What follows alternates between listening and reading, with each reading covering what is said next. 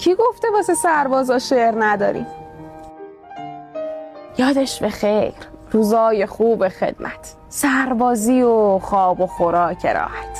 جونم براتون بگه عشق و حال بود، عشق و صفا همیشه رو روال بود. تنگ نمیشد دلی برای مادر، مهم نبود اشکای چشم خواهر. حسابمون از بقیه جدا بود، یقلوی و شام و نهار برا بود. صبونمون همش پنیر و پیتزا، آشخوری هم ما که ندیدیم اونجا.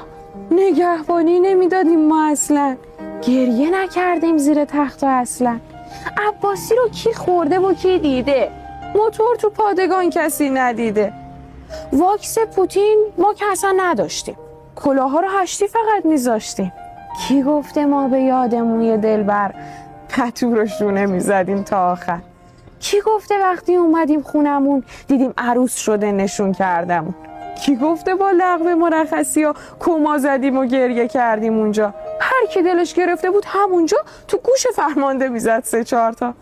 خلاصه خاطراتمون زیاده، منبعش هم هر چی دلت بخواد. به قول سربازای پای بالا، دروغ که کنتور نداره رفیقا.